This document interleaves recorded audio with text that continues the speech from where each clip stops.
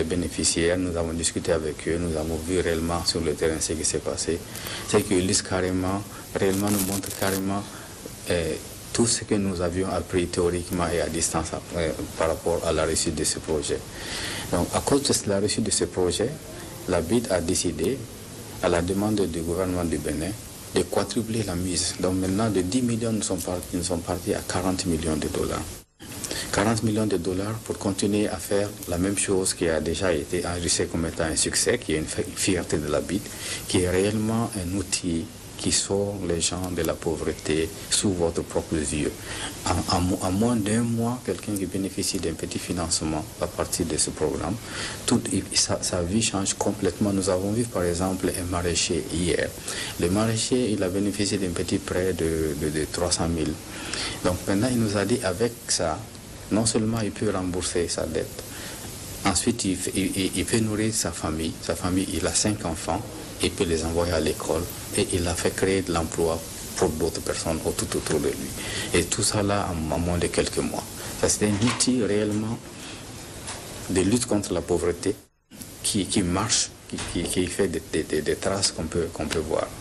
Donc nous sommes très très satisfaits de la façon dont le premier projet a été géré et des résultats qui ont été obtenus. Et nous sommes prêts à nous engager sans aucune réserve pour accompagner le Bénin dans sa démarche de lutte contre la pauvreté. Avec ce nouveau fonds, nous allons financer les AGR, comme dans ce projet qui vient d'être finalisé. Nous allons aussi financer les micro et les très petites entreprises. Nous allons financer aussi le renforcement des capacités.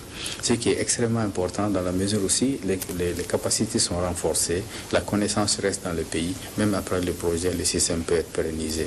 Nous allons aussi, cette fois-ci, introduire d'autres éléments tels que la micro-assurance. Une micro-assurance basée sur une sorte de mutualisation. À souligner que le président Boni Yayi a eu des échanges avec l'honorable Grégoire Laourou et il n'a fait aucune déclaration. Comme vous venez de le constater, une mission d'évaluation de la Banque islamique de développement séjourne au Bénin depuis quelques jours. Au terme de ce séjour, les experts de la BID ont effectué une visite de terrain. C'est pour s'assurer de la bonne gestion du financement accordé à l'État béninois.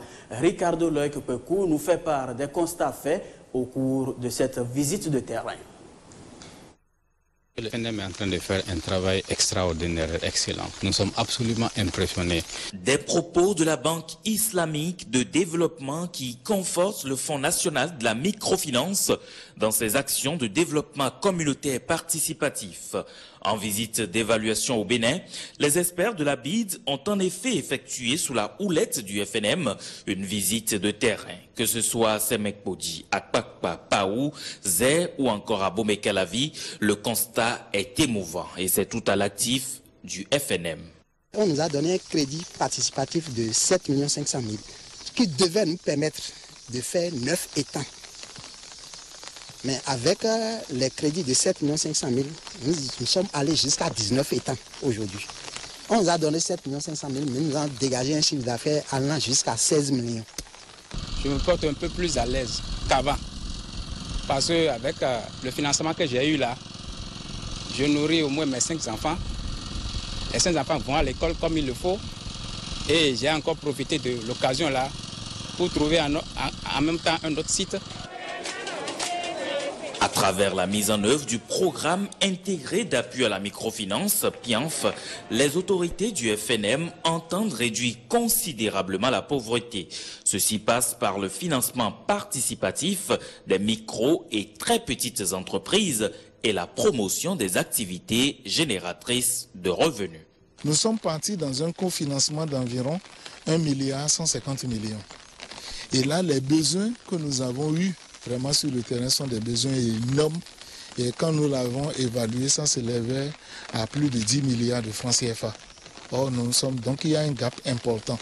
Et la seconde phase de ce projet tiendra compte énormément de ça. Ici, le pauvre reste au centre de tous les débats. Et le pauvre, dans une république, ne doit pas être laissé. Je crois que c'est ce qui justifie vraiment cette option du gouvernement. Jean Comlan-Panty rêve d'un avenir meilleur pour ce programme qui, selon lui, sortira les populations béninoises du chômage et du sous-emploi. C'est pourquoi le premier responsable du FNM espère encore d'autres financements pour couvrir totalement la forte demande des populations. Actualité des élections au Bénin, le calendrier s'accélère. Nous sommes aujourd'hui le 20 février, date de démarrage du dépôt des candidatures pour les législatives. Au tout premier jour, Osias Sounouvou est allé faire le constat à la Sénat, Commission électorale nationale autonome. À la mi-journée, c'était presque le calme plat, sauf du côté des acteurs de la Sénat. Commission électorale nationale, aux environs de 14 h, pas l'ombre d'un candidat. Et pourtant, nous sommes au premier jour du dépôt des candidatures pour les législatives. La cohue, il faut l'attendre les derniers jours et heures, le 24 février prochain. Pour l'heure, ici, c'est la veillée d'armes. Derrière ces murs, le président de l'instance organisatrice des élections multiplie les réunions à occuper les cibles. Pendant que les responsables du recrutement des agents électoraux peaufinent les dépouillements. On a 16 000 dossiers à dépouiller, qu'on a commencé depuis lundi. Vous êtes soutenu dans les délais? Bien sûr, dans les délais. Du côté de l'enregistrement des candidats, tout semble prêt. Réceptionner et vérifier les dossiers avant de délivrer un récépissé provisoire d'acceptation ou de rejet. Après, les candidats ont 48 heures pour faire valider la candidature, quittance de 100 000 francs CFA par candidat au point et régularisation à l'appui pour les dossiers défaillants. Ou sortir plutôt de la course dans le cas contraire. Coup de chance pour notre équipe. Nous croisons le tout premier candidat, ou plutôt, vérification faite, son représentant, celui de l'actuel ministre de la Défense. Le premier d'un long défilé qui finira dans la nuit du 24 au 25 février prochain à 0 h à la Sénat. En attendant cette échéance, l'atelier sur l'avenir de l'ORTB se poursuit de son côté. L'avenir de l'ORTB à l'aide du numérique est au cœur de cet atelier qui suit son cours. Dans la série des communications présentées aux participants, il y a celle portant sur le thème « Quel type de société pour l'ORTB ?» L'orateur principal en parle à Auguste Yansounou. En ce moment, c'est des sentiments de joie et de pleine satisfaction qui m'animent pour ces innovations, pour ces pluies de formation qui tombent sur nous depuis l'avènement de cette nouvelle direction. Parce que nous sommes agents de l'ORTB, nous sommes fiers. Avec le passage au numérique, l'ORTB doit changer de forme et doit probablement devenir une entreprise, une société anonyme où vraiment on pourra avoir la liberté quand même de travailler comme un média de service public, comme on le voit ailleurs. Je suis vraiment satisfait par rapport à cette formation et ça m'a permis de comprendre ce qui nous attend d'ici 2 ans, 3 ans, 4 ans, 5 ans. Et je crois que tel que les communications ont été dispensées, c'est très important, c'est très pertinent. Ça contribuera à nous autres professionnels de nous améliorer. Quelque chose qu'on entendait mais qu'on n'avait pas un certain approfondissement. Mais avec ce séminaire, vraiment ça a été parfait. On a compris ce que c'est. On a compris le rôle de la télévision numérique terrestre. Mais moi, ce qui m'a impressionné, c'est surtout l'organisation du séminaire. Ça a été parfait. Voilà, c'était donc l'avis de quelques participants au terme de 3 communications. Retrouvons à présent l'orateur principal s'agissant de la communication portant sur quel type de société pour l'ORTB. Lorsque on prend un thème de ce genre, c'est-à-dire quel type de société pour l'ORTB, cela pose d'abord le problème de savoir quelle est la situation actuelle de l'ORTB et les caractéristiques de l'ORTB pour savoir désormais qu'est-ce que l'ORTB peut devenir en tenant compte du nouvel environnement de l'audiovisuel. La loi impose à l'ORTB un changement parce que dans son domaine d'activité, l'ORTB sera désormais un éditeur de services parce qu'une société de diffusion sera créée. Les éléments de choix doivent commencer par une gestion qui donne à l'ORTB beaucoup de flexibilité, qui lui permet donc d'adopter un programme et de gérer le programme en fonction de ses particularités. Mais j'ai constaté également que l'ORTB peut rechercher les moyens financiers et sur ce terrain, j'ai conclu pour dire que les moyens financiers que l'ORTB doit rechercher doivent être des moyens qui lui permettent d'avoir sa propre politique et non attendre forcément que l'argent soit disponible avant de faire ses programmes. Et sur la base de ces éléments, j'ai conclu que la meilleure forme actuelle que j'envisage pour l'ORTB, c'est la forme de société anonyme. Un flashback dans ce journal, 25 ans en arrière, le Bénin vivait sa conférence nationale au PLM Aledjo. Au deuxième jour de ses assises, la question de sécurité des participants avait été soulevée. Un débat s'était alors instauré entre civils et militaires. Alain Dossiovo, sans avoir été de la partie, a sélectionné pour vous quelques-unes des interventions sur le sujet, et cela grâce aux archives. Mais avant tout cela, l'ancien président Justin Tometi Aromadegbe apprécie le discours du président Mathieu Kérékou à l'ouverture de la conférence nationale.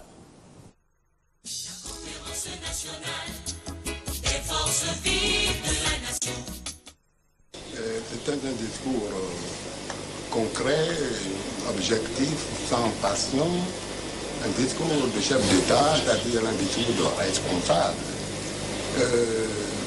Nous allons nous en inspirer au cours de nos travaux. Que les militaires sont là pour nous protéger. C'est à ce sens-là que je crois, pas pour autre chose, car les militaires sont avant tout des Béninois. Et que les militaires sont là pour nous protéger de qui et contre qui? Contre le peuple, contre qui? Si c'est un service d'ordre, uniquement pour maintenir la circulation. D'accord, elle doit être un ordre léger. Parce qu'on n'aimerait pas parler sous la menace, sous la protection des baïonnettes. Le renouveau démocratique implique que nous soyons libres de toute notre expression. C'est ça. Sortir ici sans être inquiétés. Pour ceux qui viennent de l'extérieur comme ceux qui viennent de l'intérieur, nous sommes donc mal placés pour demander, n'est-ce pas, qu'on les retire. Ils ne sont pas là, je ne pense pas, pour nous bousculer. Quant aux militaires qui sont désignés par le président Dossou, mais ils représentent leur corps. Voilà, parce qu'il faut être clair, c'est nous-mêmes qui avons demandé, n'est-ce pas, que la sécurité soit assurée.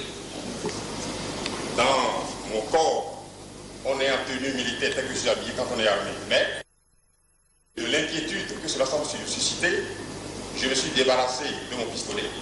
Et à l'avenir, je viendrai sans pistolet.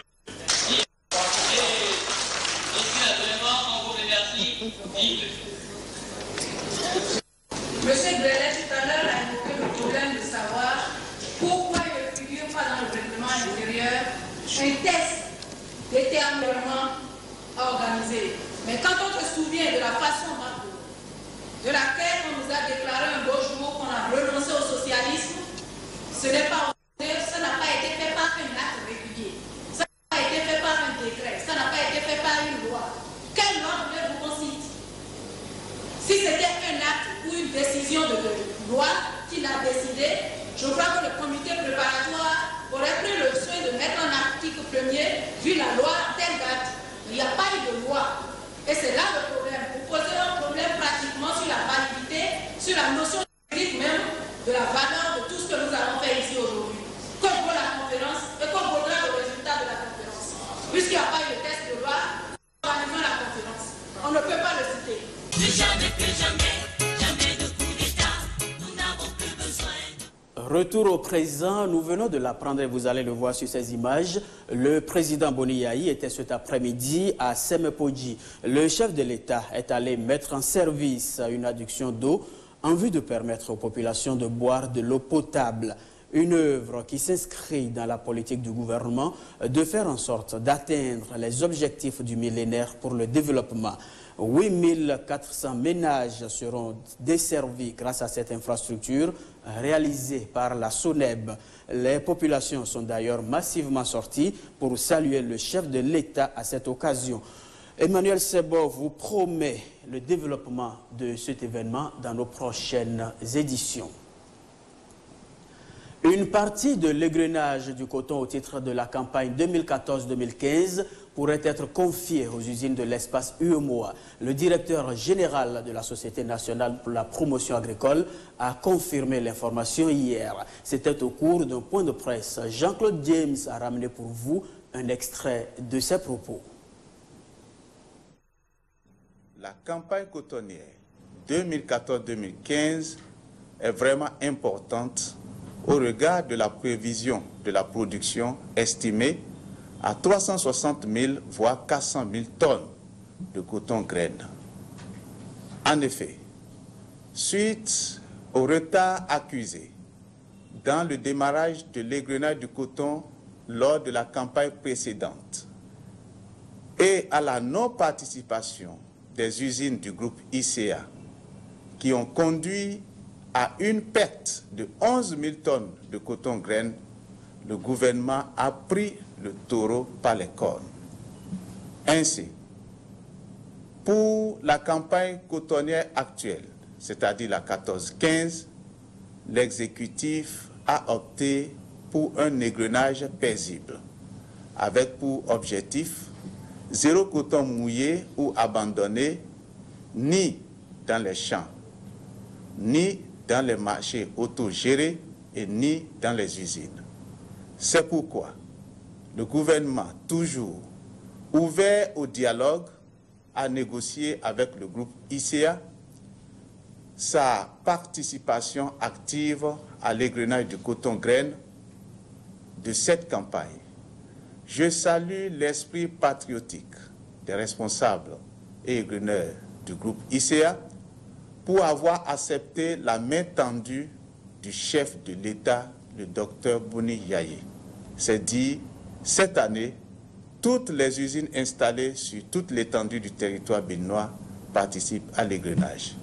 Toutefois, étant dans le même espace de l'UEMOA et compte tenu de la quantité importante de la production cotonnière estimée, il n'est pas exclu que le gouvernement fasse égrener le coton par certaines usines des pays frontaliers au Bénin afin d'éviter les désagréments liés aux aléas climatiques et le fait d'égrener le coton béninois dans un autre pays de l'UEMOA n'est pas un fait inédit.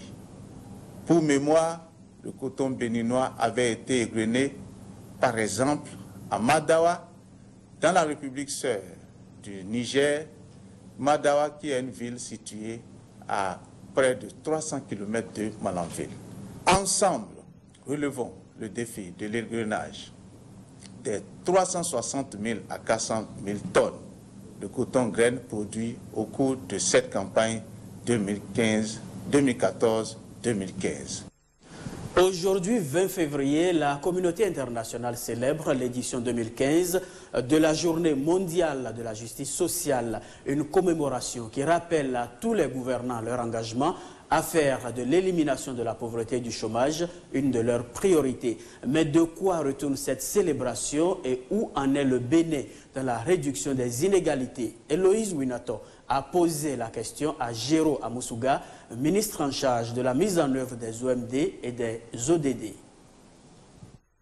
La justice sociale est fondée sur l'égalité des droits pour tous les peuples et la possibilité pour tous les êtres humains, sans discrimination, de bénéficier du progrès économique et social. Il faut dire que pendant longtemps, la redistribution de la richesse a toujours posé problème au Bénin. En ce sens que seul le monde urbain, et en particulier le fonctionnariat s'est accaparé sérieusement de la part importante du gâteau. Il s'agit également aujourd'hui donc de retourner en fait au monde rural qui abrite beaucoup de pauvres une part assez importante de ce gâteau. Concrètement, il s'agit, sans être exhaustif en ce qui concerne le Bénin, de ce que nous avons fait en termes d'intervention, d'intégration et d'autonomisation de la femme. Ce que nous avons fait également en ce qui concerne la gratuité de la césarienne et la gratuité de la scolarisation. Nous avons également mené des actions de microcrédit aux plus pauvres et également construit des pistes. Et là, c'est très important de doter le monde rural d'infrastructures. La gratuité des soins de la petite enfance. Et tout le monde sait aujourd'hui que c'est devenu une réalité. Le gouvernement a pris également des mesures en faveur de l'emploi des jeunes. Et ceci s'est manifesté ces derniers temps par ce que nous appelons le recrutement à la fonction publique, le stage des jeunes et le volontariat. Nous avons également mis en place le fonds pour la promotion de l'entrepreneuriat. Le gouvernement joue sa partition, mais aucune œuvre n'est parfaite. La justice sociale doit se faire de manière à éviter la paresse. Ceci doit nous amener notamment à supprimer dans nos comportements cette phrase malheureuse qui est toujours restée dans nos formats, à savoir chaque fois que vous vous adressez à une autorité publique, j'ai l'honneur de venir très respectueusement solliciter de votre haute bienveillance. Non, ce n'est pas de la bienveillance du fonctionnaire que l'homme vulnérable doit avoir ses services. Mais c'est le devoir du fonctionnaire et il est payé pour cela, donc de pouvoir le lui délivrer et très bien. Direction Parakou pour retrouver l'Alliance nationale pour la démocratie et le développement AND. Cette descente sur le terrain vise à partager avec la population les idéaux et ambitions de l'Alliance. William Aguiar constate que l'occasion a permis de procéder à l'installation des coordinations communales et départementales.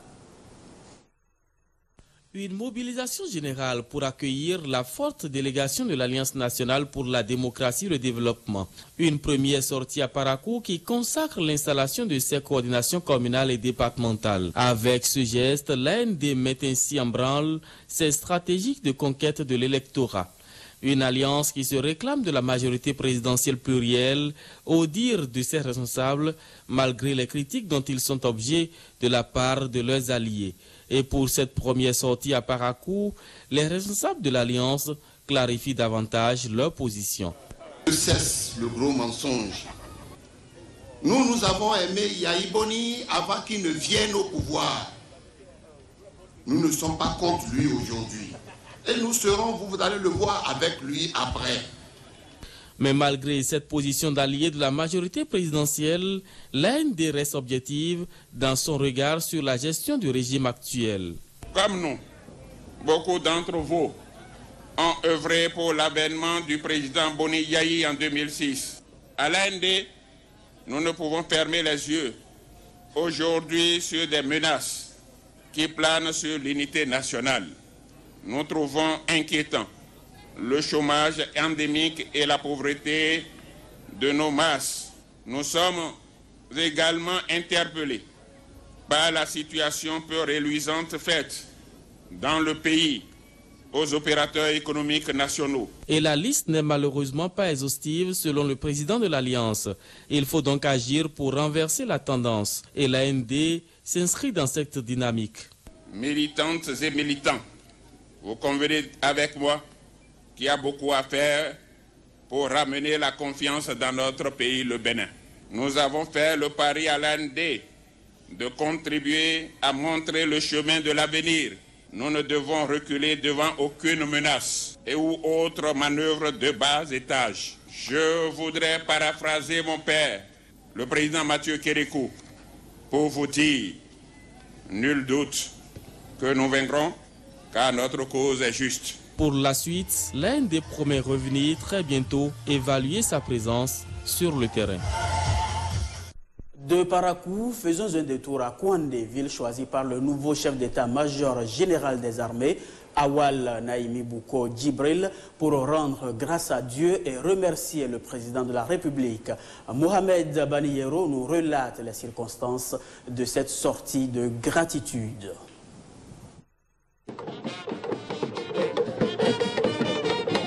C'est dans l'enthousiasme et la ferveur que les populations de Kouandé, mais aussi celles de Péonko et de Kérou, accueillent leur fils Awal Naimi Bouko Djibril, le désormais général, chef d'état-major général des armées. Une manière pour elles de lui manifester leur fierté. On prie pour lui. Les têtes couronnées lui apportent leur bénédiction. C'est donc un honneur pour la commune de Kouandé. Général Naimi, chef d'état-major général des armées, les populations des 2 KP, ensemble et d'une seule voix, te disent merci de cet honneur que tu leur fais en étant ce que tu es. Continue de l'être. Nous nous réjouissons, nous, population des 2 KP, parce que c'est la première fois qu'un de nos enfants atteint ce niveau dans la hiérarchie militaire de notre pays. Accéder à un tel poste dans l'armée n'est pas chose facile. C'est pourquoi il a reçu le soutien de tous ses pairs généraux en fonction ou à la retraite.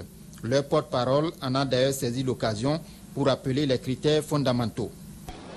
Mesdames et messieurs, on est promis dans l'armée pour 3 raisons essentielles. Le mérite, qui fait appel aux valeurs de compétence, de moralité, d'abnégation et tout le lectisme que nous connaissons par rapport au chef. L'exemplarité pour servir de modèle aux plus jeunes. Enfin, la motivation pour susciter auprès des personnels l'accomplissement du devoir à la perfection. Des critères auxquels répond le général Naimi. Mais au-delà, pour lui, il faut saluer la volonté et la détermination d'un homme, le président de la République. Car très tôt orphelin, il était loin de s'imaginer un jour d'occuper un tel poste. Je rends donc grâce à Dieu pour m'avoir donné la vie et avoir guidé mon destin jusqu'à ce jour. Je voudrais à cette occasion le prier pour qu'il bénisse le président de la République, chef de l'État, chef du gouvernement, chef suprême des armées, son Excellence Dr Thomas Boni Yayi, que je remercie, que toutes les populations de Kérou, Kouandé, Péonko remercient pour la confiance qu'il a placée en leur fils. Son vœu le plus ardent, l'unité et la paix pour notre pays. Le Bénin célèbre demain, samedi 21 février 2015, la journée internationale de la langue maternelle. Cette édition permet d'apprécier les efforts du gouvernement en matière de valorisation des langues nationales. Écoutons au micro de Jemima Katraye un extrait du message du ministre de la Culture de l'alphabétisation à cette veille de la célébration.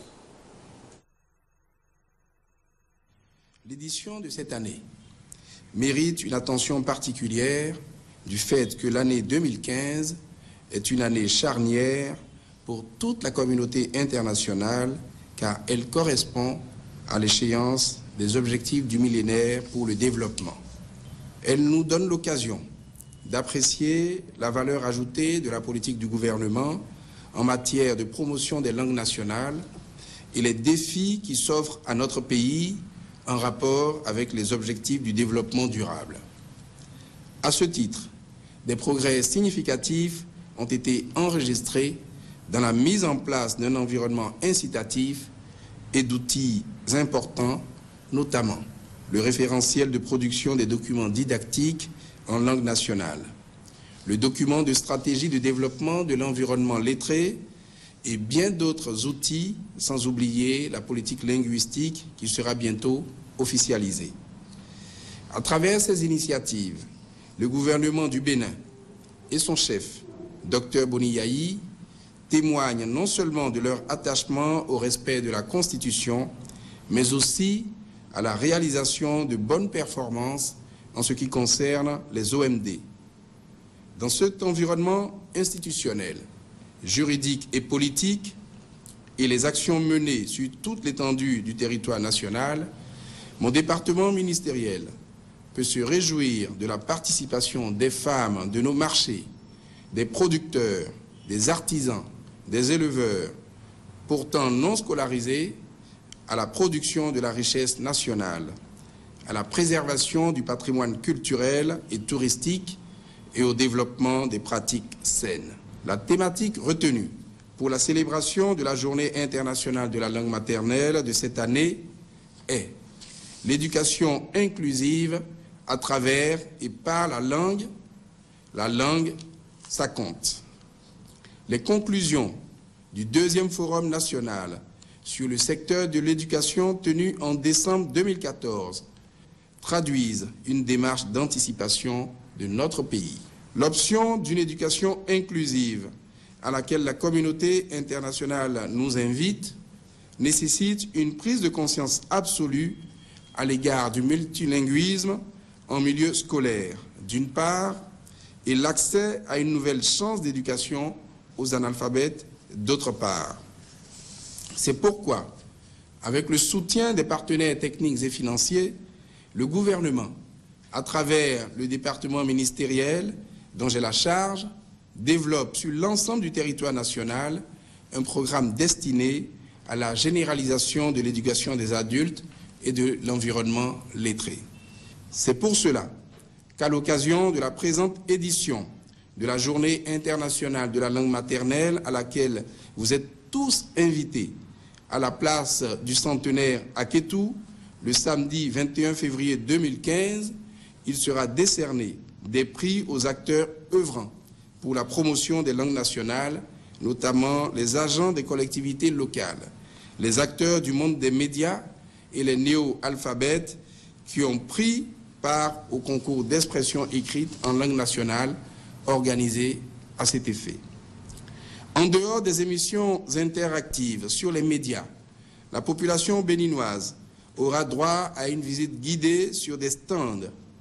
Vous pourrez constater la richesse du travail qui s'effectue, notamment les innovations dans le domaine des technologies de l'information et de la communication qui vous permettent d'apprendre à parler et à écrire dans votre langue nationale à partir d'ordinateurs spécialement conçus pour la cause. Dans le prolongement de la Journée internationale des langues nationales que vous venez de suivre, Henri Fachina nous propose un magazine sur l'alphabet Bekoun, alphabet de 33 lettres. Vous vous demandez certainement ce que c'est. Eh bien, prêtez simplement l'oreille au magazine qui va suivre. Le dernier forum sur l'éducation a recommandé entre autres que les langues nationales soient intégrées dans le cursus scolaire béninois à partir de la rentrée prochaine. Mais ici à Togba, dans la commune d'Abomey-Calavi, avec le centre de formation du Bekoun appelé Oulanouin-Hatin, la vision est tout autre. Aucune cohabitation avec les langues étrangères n'est permise. À Togba, tout commence avec la formation des formateurs. Tout le peuple de Nyatomé, se lève aujourd'hui comme un seul homme et prend l'engagement d'ouvrir un lieu de savoir dans sa langue et sur sa terre, tout en invitant le consortium de toutes les langues bâtisseuses des nations.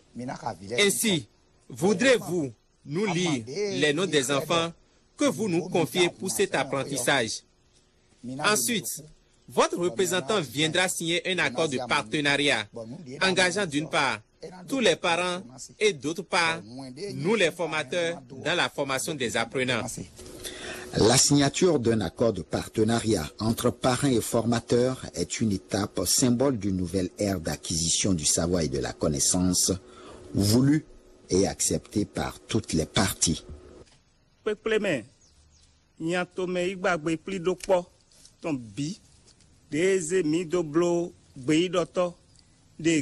Au nom des peuples unis de cette nation, nous prenons l'engagement d'ouvrir la première école de formation des formateurs en alphabet Bekoun pour l'autonomie de chaque nation du monde.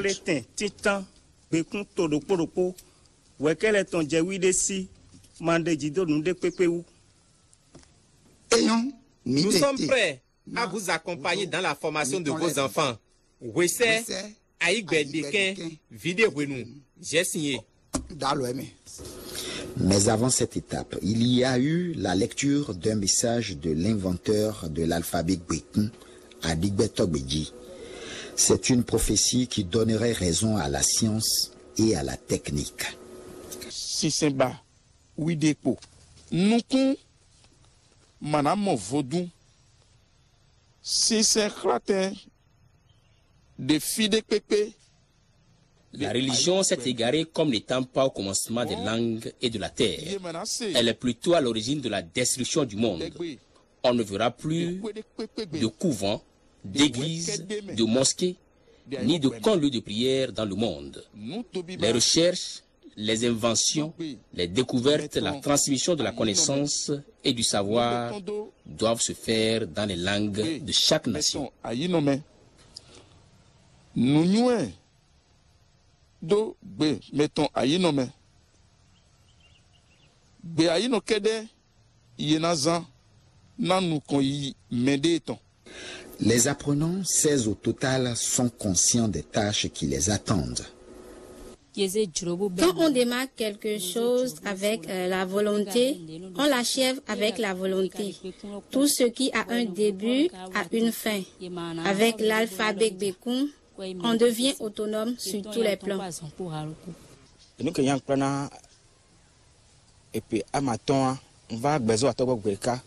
Il a fallu que 3 minutes à pour me faire comprendre ce que j'ai appris pendant 5 ans en matière de fondation d'un bâtiment au lycée Koulibaly. Et surpris, je me suis rapproché davantage de lui pour mieux maîtriser sa connaissance. C'est alors qu'il m'apprend que le véhicule du savoir et de la connaissance est caché en chaque peuple à travers ses langues.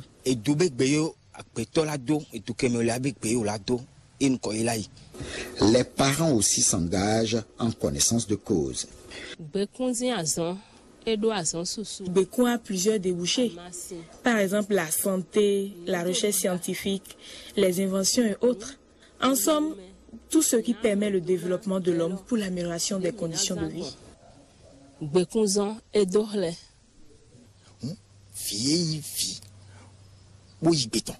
Nous, parents, saluons cette vocation de nos enfants.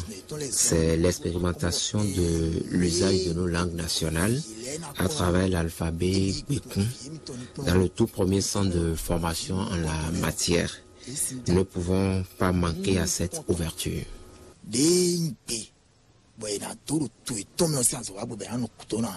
Certains membres du groupe Bekun donnent leur avis. La puissance de Bekun réside dans l'utilisation de la langue du peuple face à sa terre. Ainsi, il trouve solution à tous ces problèmes. Comme le traduit le titre de l'alphabet Bekun, c'est l'alphabet pour l'autonomie de chaque nation du monde. La force d'un peuple réside dans ses langues originelles qui, seules, face à sa terre, sont en mesure de lui faire découvrir les trésors qui y sont enfouis. Je donne l'exemple de la Chine, qui s'est développée en moins d'un siècle. Ceci grâce à l'usage de ses langues originelles face à sa terre. Selon le calendrier, dans un peu plus de 3 ans, les premières classes d'enseignement du Bekun s'ouvrent. Avec cette formation d'élite authentiquement nationale, la vraie indépendance s'annonce pour tous les peuples africains. Terminons ce journal par la commémoration des 30 ans du décès du comédien Baba Yabo à Agbokou, à Porto-Novo. 24 heures de l'événement, Jérôme Mbo a tendu le micro à l'un des membres fondateurs de la troupe théâtrale Toa Konu. Vous reconnaîtrez ici le célèbre de son temps et même de tous les temps, Mr. Okeke.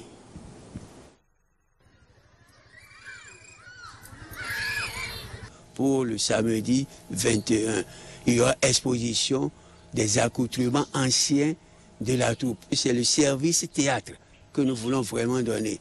C'est donc même moi, même en personne, ma troupe en personne va jouer ce jour-là et accompagné de Baba Yabo. Que les gens verront, du jamais vu. Baba Yabo serait du retour le jour-là. Et c'est ça qui a fait que nous avons invité toutes les autorités, nous avons invité tous les artistes. Ils sont tous prêts à arriver, même les autorités, même jusqu'au ministre Toleba Toliba, tous veulent arriver. Si on prenait la maison internationale, ça ne peut pas suffire. Même si on prenait n'importe quoi, ça ne peut pas suffire. C'est pourquoi on a fait ça à la place publique et à l'intérieur de l'école qui me fait face là. Le 21, le samedi prochain, 21 février 2015, là, devant ma maison, à l'école primaire publique d'Aboko 3. Nous vous invitons à venir voir du jamais vu. Vivre encore l'ancien temps, le temps jadis de la troupe Towakonou. Nous vous invitons à venir voir.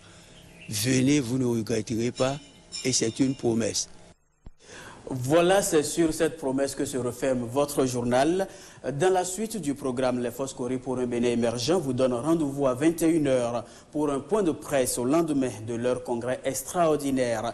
Les fans du magazine Boss Academy peuvent se régaler à 21h30. Quant au feuilleton Le Triomphe de l'amour, il est prévu pour 22h30. Et surtout, n'oubliez pas, le JT Soir à 23h30. En attendant tous ces rendez-vous, vous pouvez retrouver ce journal sur le site de l'ORTB, www.ortb.bj.